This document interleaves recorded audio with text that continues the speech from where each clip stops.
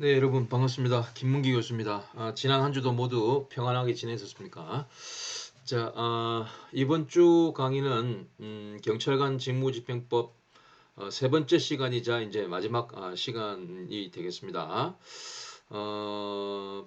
경직법 8조의 사실의 확인 등 그리고 제 10조 이하 경찰 장비의 사용 등에 대해서 우리가 살펴볼 겁니다. 강의 자료는 한 개고 음성 녹음 자료는 1강부터 3강까지 이렇게 세 개로 구성되어 있고요. 경찰관 직무집행법 3주차에 걸쳐서 진행을 했는데 관련 경찰 순경 공채 시험 기출 문제도 풀어보는 시간을 갖도록 하겠습니다. 우선 지난주에 우리가 학습한 내용부터 한번 정리 요약한 다음에 오늘 강의 시작하도록 하죠.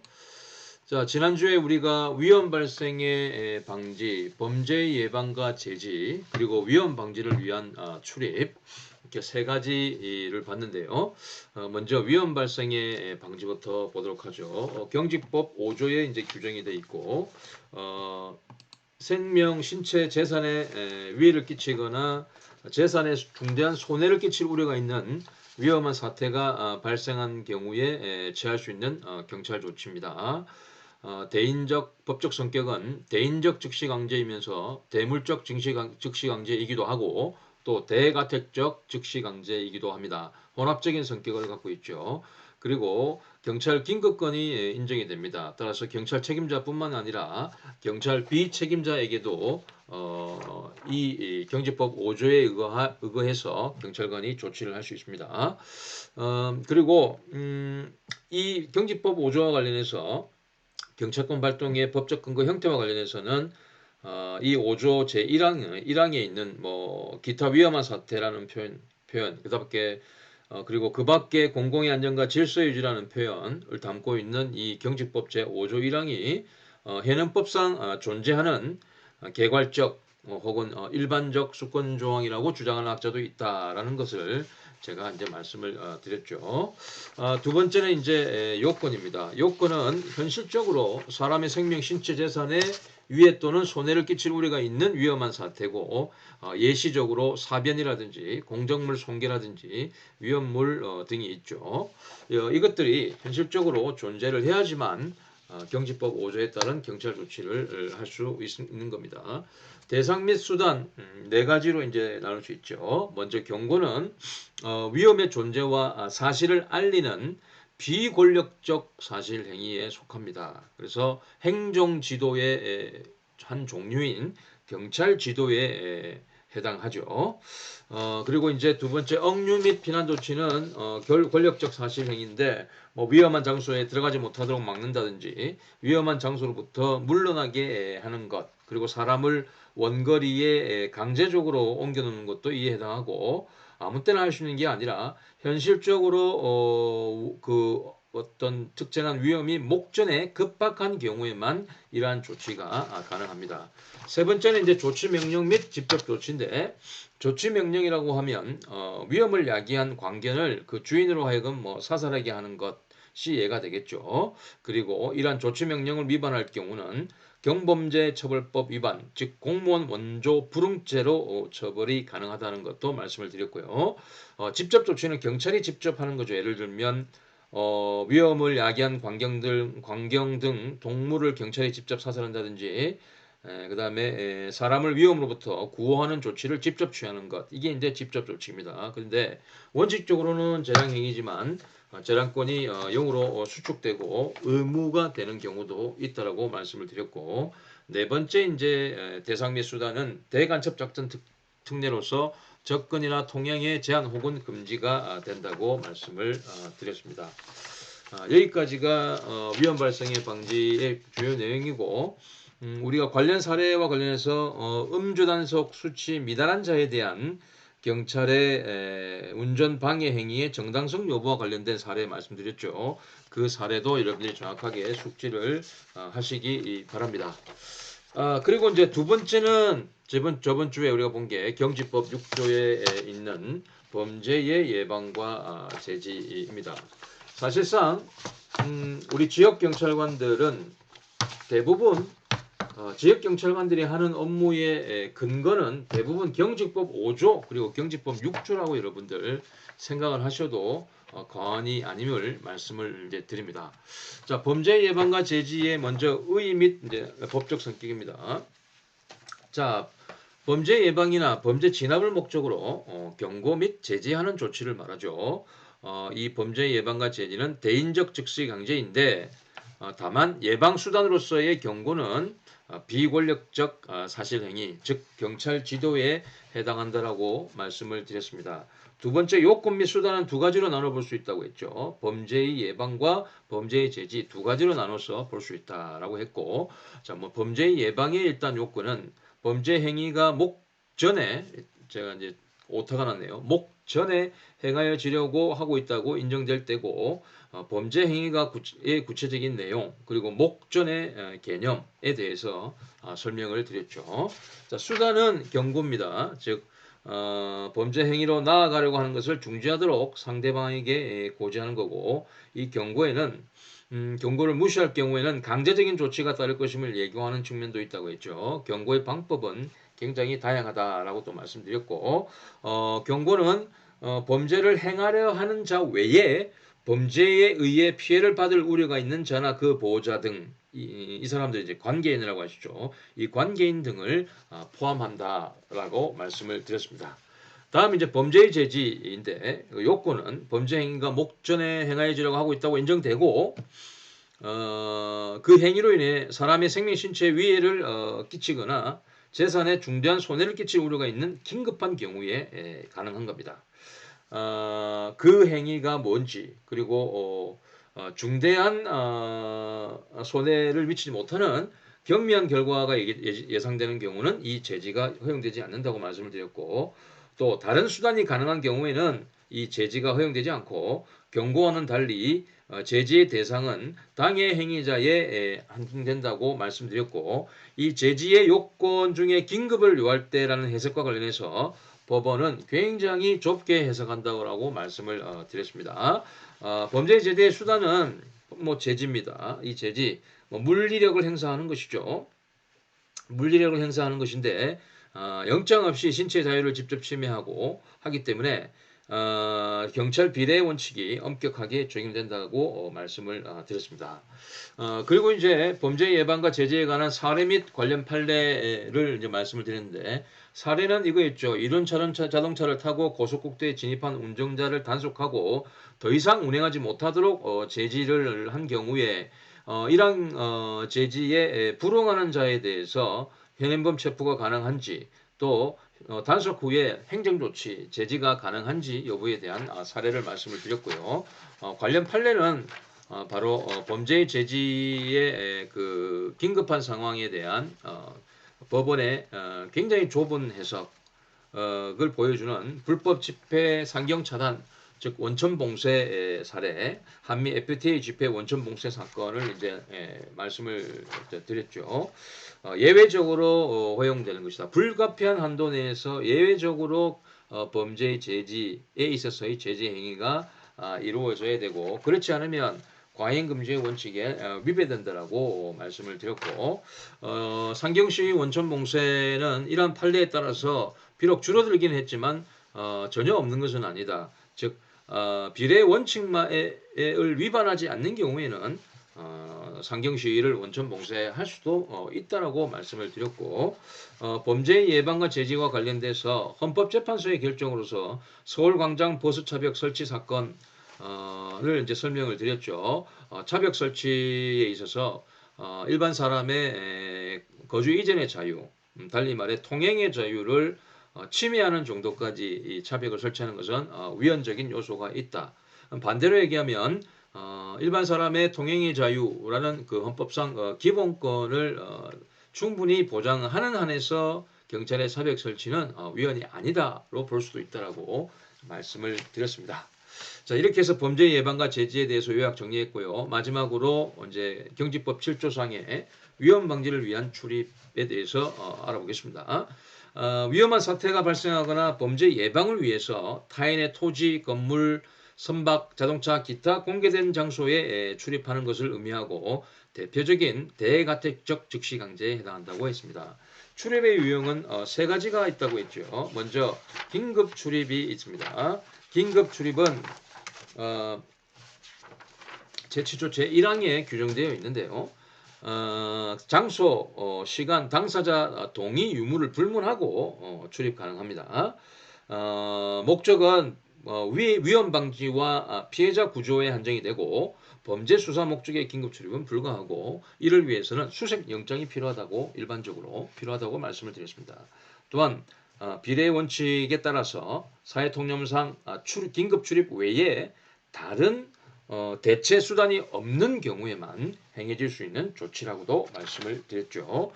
다음은 예방 출입입니다. 예방 출입은 흥행장이나 여관, 음식점, 역 등과 같은 경찰상 공개된 장소에 대한 출입입니다. 범죄 예방을 위한 출입이죠. 위험 예방이나 범죄 예방을 위한 출입인데 공개된 장소와 공개된 시간에만 가능합니다.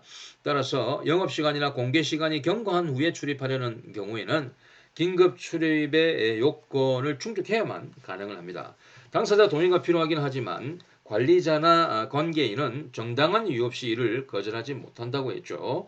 목적은 긴급 출입과 마찬가지로 범죄 예방 및 위험 예방입니다. 따라서 범죄 단속을 위한 출입은 이 규정에 따라서는 불가합니다.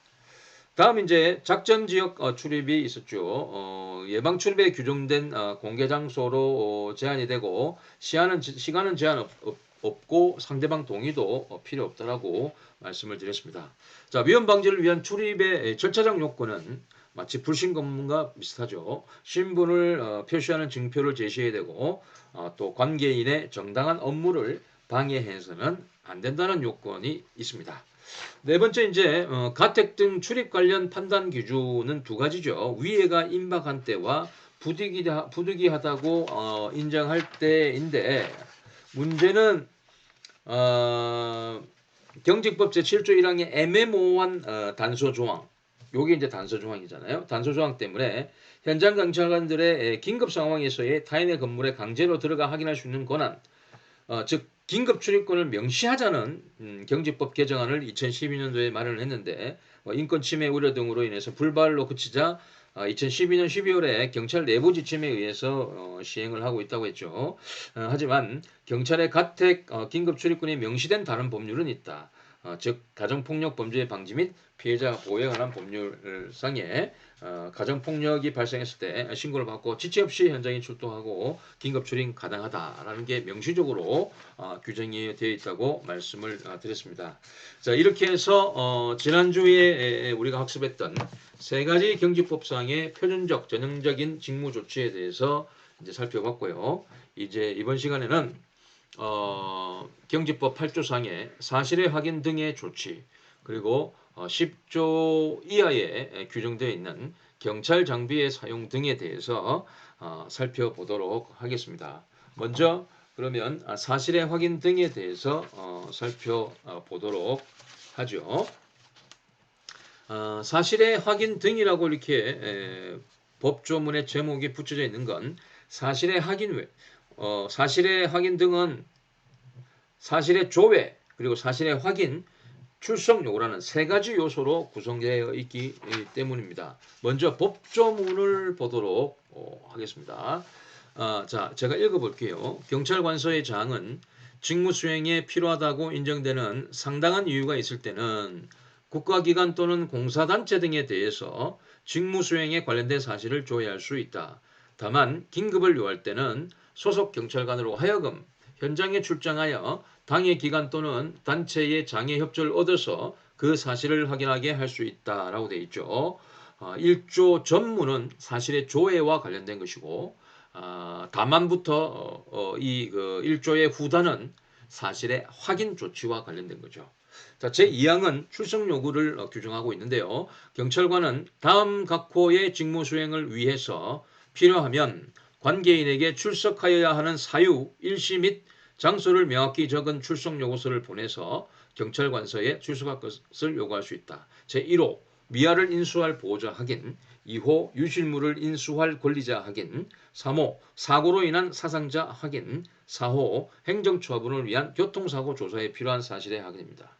자, 이 사실의 조회나 확인은 치안 정보의 수집, 작성 그리고 보호를 위한 자료 수집이고 범죄 예방을 위한 자료 수집 등 공공의 안녕과 연관되는 내용을 관련 기관 혹은 단체를 통해 물어보아서 파악하는 것이라고 보면 됩니다. 이때 사람, 동산, 부동산 그 밖에 모든 유체물 그리고 무체물에 대해서 물어보는 것이 이 경직법 제8조 1항에 따라서 가능하죠. 자, 법적 성격을 보겠습니다. 이 사실의 확인 등은 다 권력적인 사실행위가 아니라 비권력적, 즉 임의적인 사실행위입니다. 그래서 이에 응하지 않았다고 해서 강제하거나 제재를 가할 수는 없습니다. 그리고 출석 요구를 규정하고 있는 출석 요구 조치를 규정하고 있는 제8조 제2항과 관련해서는 행정 목적이 아닌 수사 목적을 위한 출석 요구는 이 조항에 근거해서 할 수 없고 수사 목적을 위한 출석 요구는 형사소송법 조항에 따라서 할 수 있는 거죠. 예를 들어서 이 경직법 제8조 2항에 따라서 범죄 피해 내용을 확인해야 하는 목적으로 출석 요구를 한다든지 교통사고 가해자와 피해자 합의를 위한 종용 목적으로 한다든지 형사 책임을 규정하기 위한 사실조사 목적, 고소사건 사실 확인 등은 경직법상 출석 요구할 수 있는 사안이 아닙니다. 그리고 사실 조회, 사실 확인, 그리고 출석 요구는 형사소송법상 범죄 수사를 위한 출석 요구라든지 공무소 등에 대한 조회와는 당연히 구별되는 거죠. 왜냐하면 앞에 것은 행정작용이고 뒤에 것은 사법경찰작용이기 때문이죠. 자, 다시 비권력적 사실행위이기 때문에 출석 요구에 불응한다고 해서 형사소송법 상의 출석 요구와는 달리 이를 강제할 수 없고 출석 요구가 있다고 해서 출석 의무가 발생하는 것도 아닙니다. 세 번째는 이제 요건인데요. 사실 조회나 확인의 직무 내용은 제한이 없고 경직법 제2조 직무의 범위에 규정된 사항에 해당하면 됩니다. 조회를 할 수 있는 방법은 서면과 구두 모두 가능하고 조회의 상대방은 국가기관, 즉 국회, 정부, 법원, 헌재 등과 같은 헌법재판소 등과 같은 모든 국가기관이 되고 또는 공사단체, 이것은 공법과 사법상의 단체를 얘기하고 또 그 외에도 단체의 실질을 갖추지 못한 공동체도 포함됩니다. 친목회, 동호회 이런 것도 있죠. 모든 공사단체가 다 해당이 됩니다. 다만 상대방이 따를 의무가 없을 뿐이죠. 자, 이렇게 해서 이제 경직법 8조의 사실의 확인 등 조치에 대해서 이제 살펴봤고, 우리가 이제 그 제8조의 2 그리고 제9조는 우리 강의에서는 학습하지 않습니다. 여러분들이 이제 직접 규정을 찾아서 읽어봐야 되는데 제가 한번 여기 가져와 봤죠. 경직법 제8조의 2는 경직법 제2조 그 외사경찰 그러니까 외사경찰의 임무를 위한 법적 근거라고 보시면 되죠. 국제협력이라고 해서 경찰청장 또는 해양경찰청장은 이 법에 따른 경찰관의 직무 수행을 위해 외국 정보기관, 국제기구 등과 자료 교환, 국제협력 활동 등을 할 수 있다라고 이렇게 규정을 하고 있고요. 이 조항은 2014년도에야 신설이 됐어요. 그리고 경직법 구조는 유치장 규정입니다. 그리고 이건 조직법적인 규정이라고 했죠. 작용법적인 규정이 아니라 조직법적인 규정이라고 제가 경직법을 개관할 때 그 경직법의 성질에 대해서 말씀드릴 때 이미 말씀드렸는데 이렇게 규정하고 있습니다. 법률에서 정한 절차에 따라서 체포, 구속된 사람 또는 신체의 자유를 제한하는 판결이나 처분을 받은 사람을 수용하기 위해 경찰서와 해양경찰서에 유치장을 둔다라고 이렇게 규정을 하고 있는데 예전에는 유치장이요 경찰서별로 다 하나씩 다 있었습니다. 근데 지금은 광역 유치장이라고 해가지고 몇 개의 경찰관서를 하나로 묶어서 그러니까 행정 단위를 몇 개로 묶어서 크게 하나씩 있어요. 각 경찰서별로 있는 것이 아니라 뭐 세 개의 경찰관 아래 하나의 유치장 이런 식으로 이제 지금은 설치가 되어 있습니다. 참고로 제가 말씀을 드렸고 이제 경찰 장비의 사용 등을 규정하고 있는 경직법 10조에서 제 10조의 4까지의 내용을 살펴보도록 하고 굉장히 중요한 내용이고 순경 공채 시험에 자주 출제되고 있다는 걸 말씀을 드립니다. 제 10조부터 제 10조의 4인데 제 10조는 경찰 장비 전체에 대한 일반적인 내용을 규정하고 있습니다. 그리고 10조의 2부터 10조의 3, 10조의 4, 그 10조 2에는 경찰 장비의 유형을요, 경찰 장구, 분사기 등 무기로 이렇게 세 가지로 이렇게 구체적으로 구분해서 규정을 하고 있어요. 즉 10조의 제목은 경찰 장비의 사용 등이고 10조의 2는 경찰 장구의 사용, 10조의 3은 분사기 등의 사용, 10조의 4는 무기의 사용 이렇게 해서 규정을 우리 경기법은 하고 있고요. 이 경찰 장비의 사용 등은 당연히 대인적인 즉시 강제에 해당을 합니다. 자, 그래서 이걸 하나하나씩 저희가 10조부터 10조의 4까지 하나하나씩 이제 살펴볼 텐데, 제 10조에 대해서는 즉 경찰 장비의 사용에 관한 일반적인 그 규정을 두고 있는 제 10조에 대해서는 법조문이 총 6개 항으로 구성되어 있는데 이 법조문의 내용을 읽어만 보면 됩니다. 그래서 제가 차례차례 읽어보겠습니다. 자, 제1항, 제10조 제1항은 경찰관은 직무수행 중 경찰 장비를 사용할 수 있다. 다만 사람의 생명이나 신체에 위해를 끼칠 수 있는 경찰 장비, 요거를 위해성 경찰 장비라고 한다. 이 장비를 사용할 때는 필요한 안전교육과 안전검사를 받은 후에 사용해야 한다라고 되어 있고요. 제2항은 제1항 본문에서 경찰 장비란 무기, 경찰 장구, 체류제와 그 발사 장치, 살수차, 감식기구, 해안 감시기구, 통신기기, 차량 선박, 항공기 등 경찰이 직무를 수행할 때 필요한 장치와 기구를 말한다라고 하고 있습니다.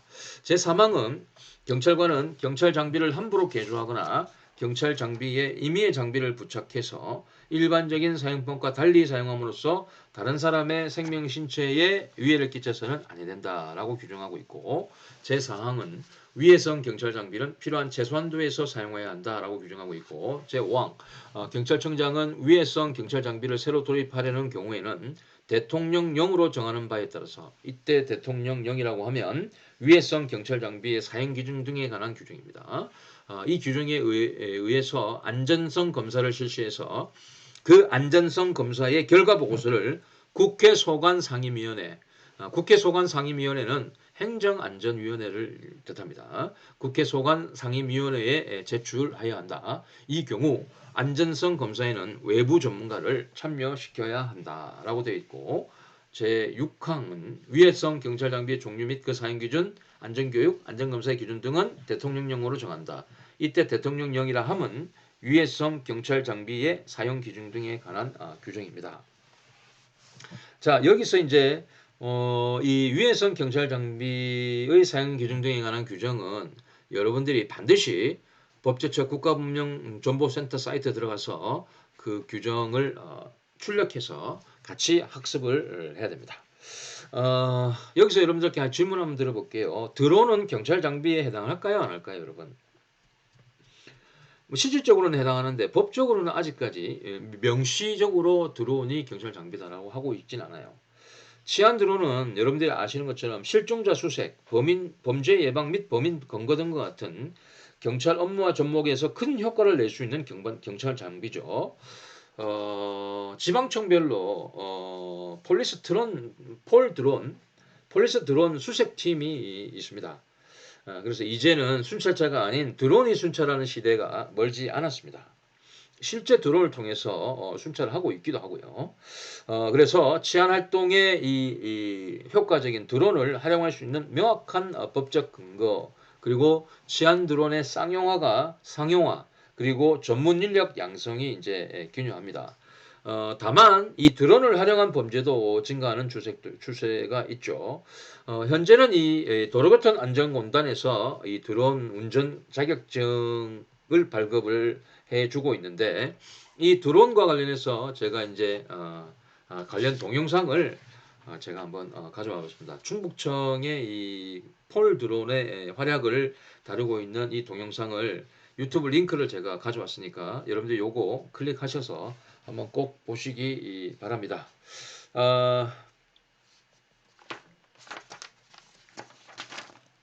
이렇게 해서 1강은 여기까지만 하도록 하고 제2강에서 경찰 장고의 사용 10조의 2에 대해서 살펴보도록 하겠습니다.